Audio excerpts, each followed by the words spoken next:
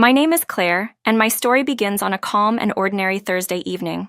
Or so I thought.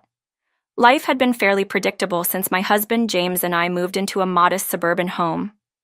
James worked as an accountant, meticulous in his routines, while I managed a small bakery in town. We had no children yet, though we often discussed the possibility. Life, while not thrilling, felt stable. Everything changed that night. I had just finished preparing dinner when James walked through the door, his face unusually tense. His usual greeting was replaced by an awkward silence. He sat at the table, absently stirring his soup. "Claire, we need to talk," he finally said, his voice low.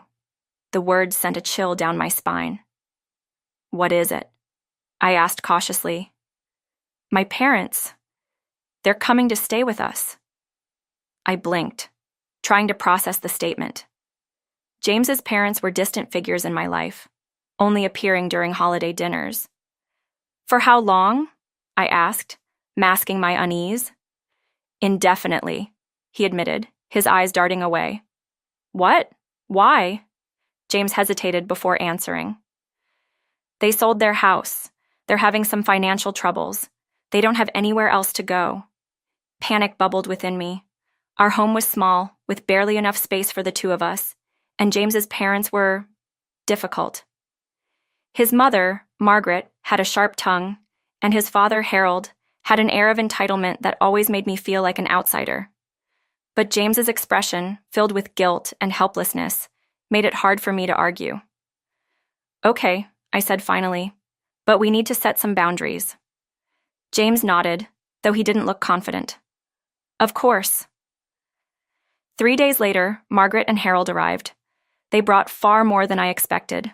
Multiple suitcases, boxes of knickknacks, even a recliner Harold insisted was his chair. Our living room became a maze of their belongings.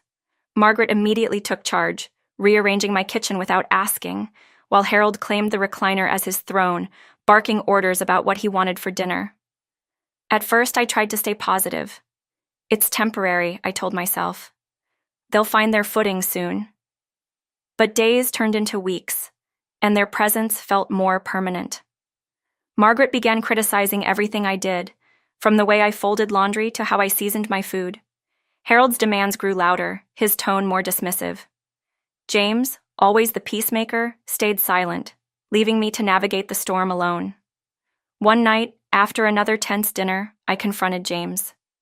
"This isn't working," I said. "They're treating me like a servant, and you're doing nothing about it." James looked cornered. "They're my parents, Claire.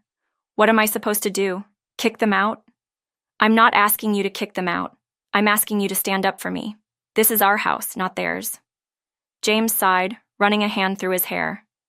"I'll talk to them," he promised, though his tone lacked conviction. The next day, Margaret cornered me in the kitchen. "James told me you're unhappy with us being here," she said, her voice dripping with accusation. I froze, unsure how to respond. "I just think we need to communicate better," I said carefully. Margaret's eyes narrowed. "We're family, Claire. Families stick together no matter what. If you can't understand that, maybe you're not cut out to be part of this one." Her words stung, but I bit my tongue. I didn't want to escalate the tension, though every fiber of my being screamed at me to defend myself. That night, I lay awake, staring at the ceiling, wondering how long I could endure this. As weeks turned into months, the situation worsened. Margaret began hosting tea parties with her friends in our living room, often without informing me. Harold started making subtle changes to the house, like replacing the curtains or rearranging furniture, all without consulting us. My home no longer felt like mine. One evening, after closing the bakery late, I came home to find the locks changed. Panic set in as I jiggled the doorknob. After several minutes, Margaret opened the door, looking unbothered. "Why are the locks changed?" I demanded. "Oh, Harold thought the old ones weren't secure," she said breezily. "We've already made copies for you and James." I was livid. "You didn't think to ask us? This is our house." Margaret shrugged. "We were just thinking of everyone's safety. You should be grateful." That night, I confronted James again. They've gone too far. They changed the locks without telling us. James looked defeated. I'll talk to them, he said, the same empty promise as before. But the final straw came one rainy Saturday afternoon. I returned home from grocery shopping to find Margaret in our bedroom rifling through my drawers. What are you doing? I demanded, my voice trembling with anger. Margaret didn't even look guilty. Just organizing. You keep things in such a mess. I snapped. Get out! Get out of my room! Margaret recoiled, clearly not expecting my outburst. There's no need to shout, she said, but she left the room. I sank onto the bed, my hands shaking. I knew then that I couldn't live like this any longer. That night, I packed a bag and called my sister, Rachel, asking if I could stay with her for a while. Of course, she said without hesitation. When James came home, I told him my decision. I'm leaving, I said firmly. I can't do this anymore. James looked shocked. Claire, please don't go. I've begged you to take action, and you've done nothing. I need space. Reluctantly, he let me go. As I drove to Rachel's house, a sense of relief washed over me, though it was tinged with sadness. I loved James, but I couldn't continue sacrificing my sanity for his inability to set boundaries. Over the next few weeks, I focused on rebuilding my sense of self.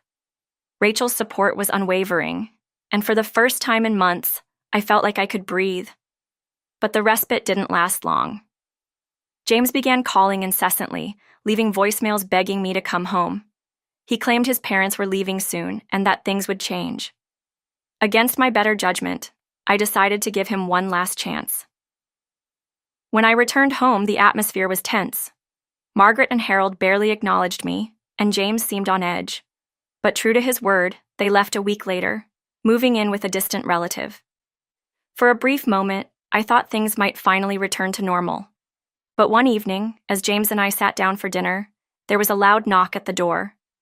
When James opened it, I saw Margaret and Harold standing there, suitcases in hand. We had a falling out with Aunt Linda, Margaret announced. We'll only be here for a few days. My heart sank. I realized then that this nightmare was far from over. Their few days stretched into weeks. This time, Harold took it upon himself to turn our backyard into his personal project. Without consulting us, he began digging up the flower beds I had spent years cultivating. These flowers are too plain, he said. I'll plant something better. Meanwhile, Margaret decided to bring in new furniture, or rather, her old furniture from storage. One day I came home to find my dining table replaced with her antique set. This has more character, she said when I confronted her. We never agreed to this, I said through gritted teeth. You'll thank me later, she replied dismissively. I couldn't believe their audacity. Every day felt like a battle for control of my own home. James, as always, remained silent, offering only half-hearted apologies when I pressed him to intervene. One night, I decided I couldn't endure another moment. I waited until everyone was asleep, then quietly packed my bags. This time, I left a note for James. I can't do this anymore. I hope you understand. I moved in with Rachel again, determined to make my separation permanent. I sought advice from a lawyer and began considering filing for divorce. It was a painful decision, but I knew I deserved better than this. Weeks later, James showed up at Rachel's door, looking disheveled and desperate. Claire, please come back, he pleaded. They're gone. For real this time. How can I trust that? I asked, my voice trembling. They've left before, only to return. I've made it clear to them. They're not coming back. Please give me one more chance. Against my better judgment, I agreed to talk. Over the next few days, James worked to rebuild my trust, showing me proof that his parents had moved into a retirement community.